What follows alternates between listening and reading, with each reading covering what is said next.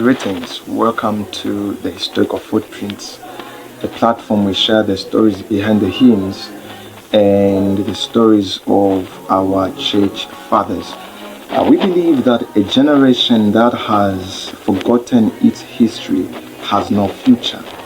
And so on the Historical Footprints, basically we just want to give you brief stories of our church fathers and those of the hymns in an attempt to motivate you to really stand for your faith in these last days. Today's historical footprints is coming from the book of Revelation chapter 2, verse number 9 all the way to verse number 10. But for the sake of a little bit of context, let me begin from verse number 8. We are reading. The Bible says, "And unto the angel of the church in Smyrna write, These things saith the first and the last, which was dead and is alive. I know thy works, and tribulation, and poverty, but thou art rich. And I know the blasphemy of them which say they are Jews and are not, but are the synagogue of Satan. Fear none of those things which thou shalt suffer. Behold, the devil shall cast some of you into prison, that ye may be tried, and that ye shall have tribulation 10 days.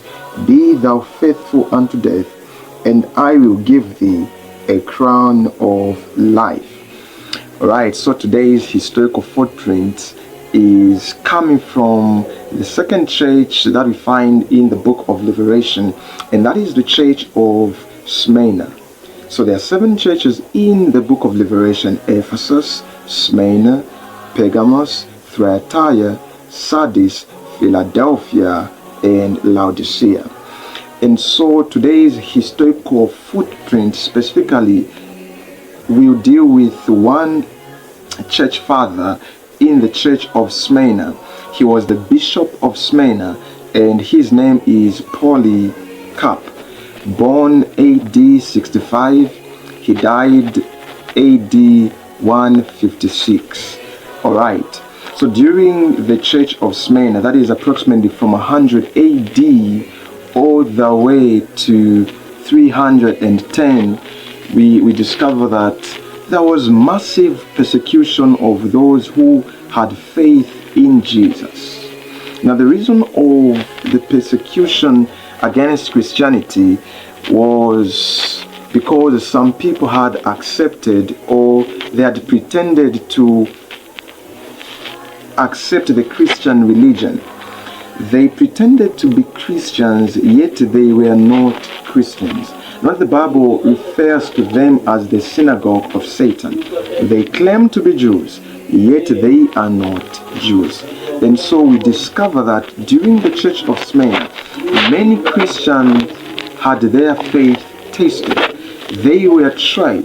Some were cast into prison, and some were cast, into different situations.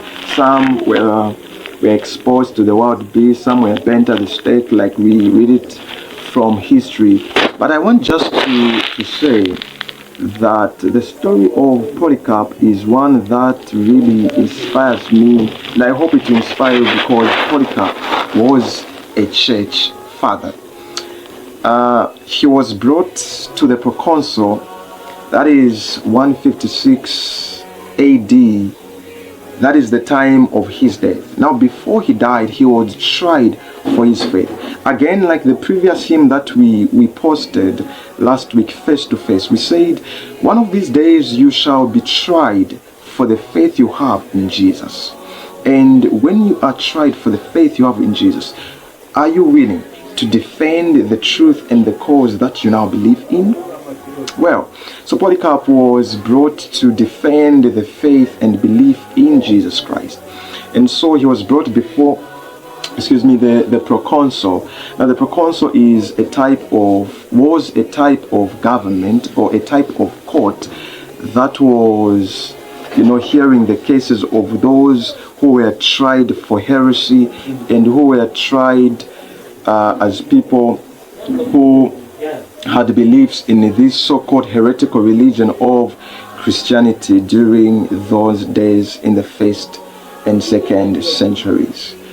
And so we discover that he was brought before the proconsul, and the proconsul told him, renounce Christ, or else we shall expose you to fire, we shall expose you to the wild beast. Listen to what Polycarp said. I'm just paraphrasing what he said. He said, we cannot move from something better to something worse. You want me to renounce Jesus when 86 years I have served him and he did me no wrong? You see, Polycarp brings an aspect of Christianity being a loving and lovable religion.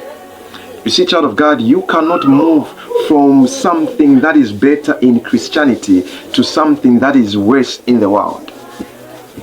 Polycarp is standing for his faith. He is telling us that, you see, Christianity is better than any other religion you may think of, because being a Christian gives us a privilege to be loving, to be lovable.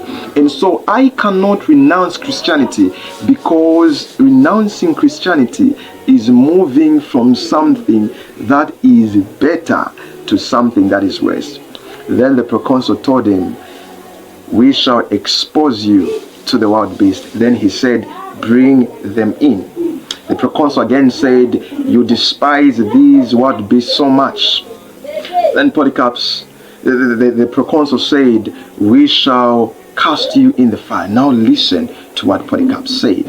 He said, you threaten me with fire that burns for an hour and is quenched. Listen, there is a fire that you have no knowledge about, that Christ has reserved for those who are wicked and for those who have chosen to remain ungodly. I just want to say, when he was tried with the things of this earth, his hope was in the things to come. His hope was in heaven.